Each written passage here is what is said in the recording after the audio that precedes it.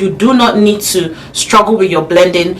Go to one direction at a time. Did you know there is a right and wrong way to apply foundation? Which means that if you're doing it the wrong way, there is a high chance that that is one of the reasons why you're not getting the flawless base or the flawless finish that you so desire. I'm going to be showing you the wrong and the right way of applying your foundation so you can see the difference. The first thing is to note what kind of moisturizer are you supposed to use. If you're oily skin like myself, one of my recommendations will be the Neutrogena Hydro Boost. This is a water gel.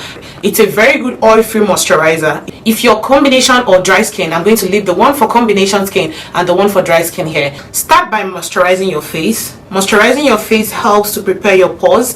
It doesn't just help to hold your makeup together, it helps to prepare your pores.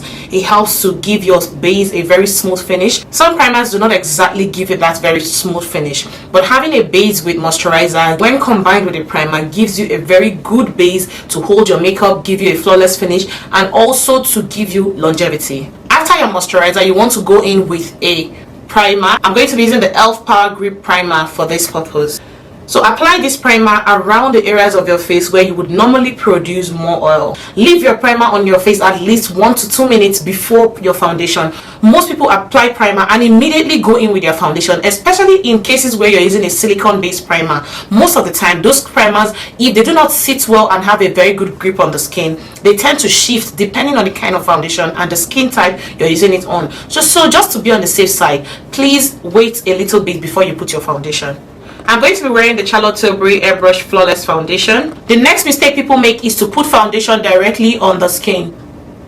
So much product on the skin. Putting too much foundation on the skin has been seen over time to be one of the major causes of foundation cakiness. Now, what you need is the exact quantity you need for just your own specific skin type and skin needs. Now, heavy foundation always tends to look too cakey. Instead, what you want to do is to depot a little quantity at the back of your hand like so, and then use your brush to take it and place just around your face, just little quantity to go a long way.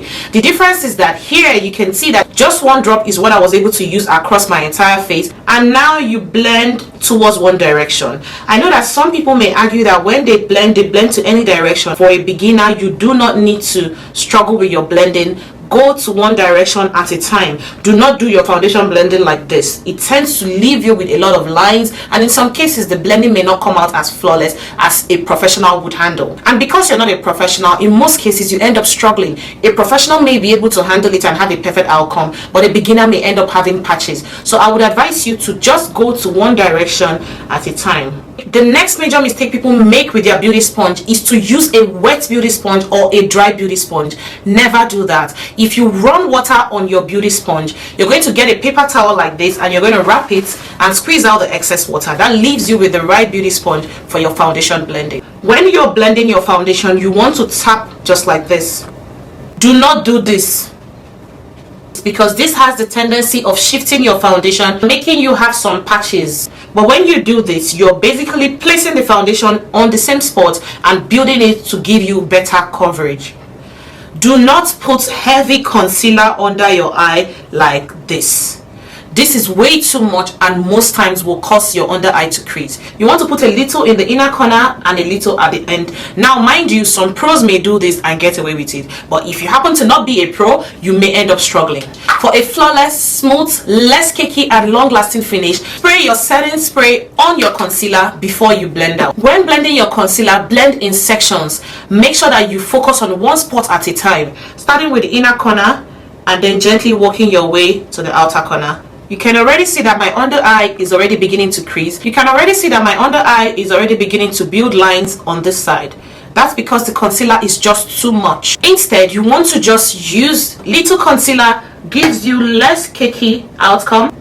Here you can see that concealer is beginning to settle into the line under my eyes, while here there are lines because the lines are there, but there is no concealer settling in. When blending your concealer, lift it upwards to create the illusion of a snatched face. It lifts your eyes and then it gives you the illusion of a snatched finish. Do not use a setting powder immediately onto your concealer. I would always prefer to set my concealer with a pressed powder first. But if you happen not to have a pressed powder that is one shade lighter than your concealer, because that is what you're ideally supposed to use, you can use the same setting powder, but now you're going to use this as though it's a pressed powder. When you pick your setting powder onto your puff like this, reduce the excess behind your hand and rub in a circular motion. Now whatever is left, you're going to use it to set under your eye.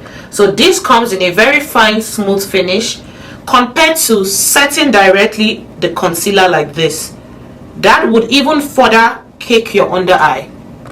Look at this, very smooth finish, while look at this, very cakey finish. If you found today's video helpful, please let me know in the comments, and do not forget to hit the subscribe button, because I definitely bring you beautiful tips every single week. And I'll see you in my next video.